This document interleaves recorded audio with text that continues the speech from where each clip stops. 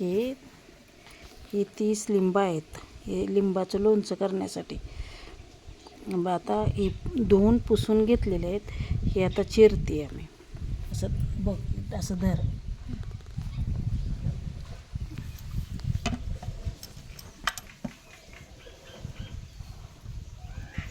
दिसतंय ना व्यवस्थित?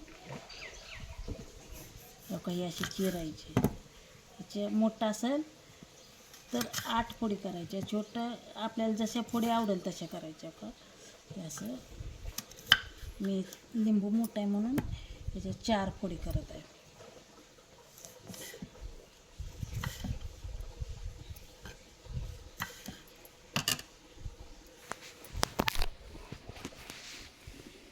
हे बघा असं 8 फोडी केलेत मी याचे. लवंग, मिरं,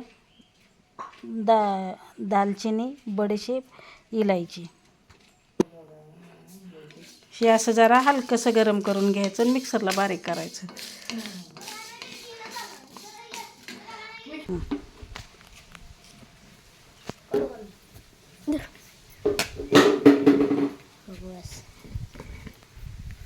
अरे तिकडे इतक्या लांब नाही जायचं, जवळ यायचं. हे शेंदा नमक आहे. हे शेंदा मीठ 1 ग्लास टाकायचं.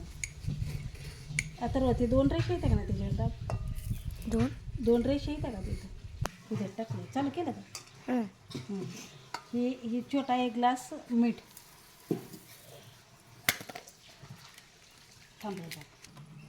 ही छोटा 1 ग्लास चटणी.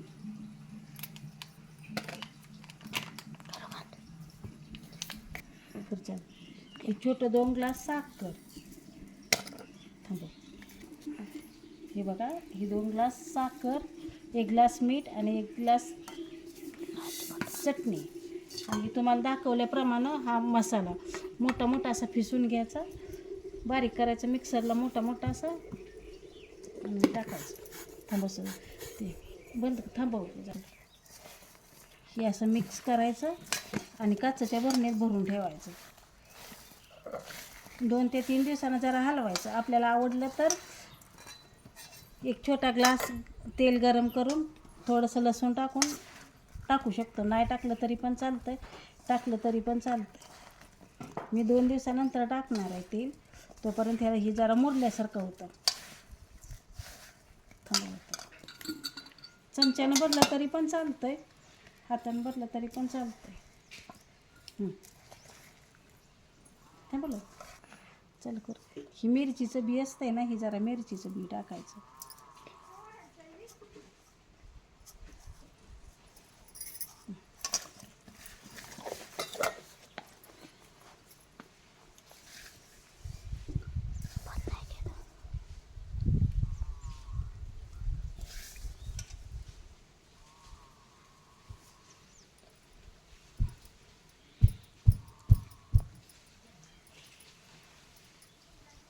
थांबवतं.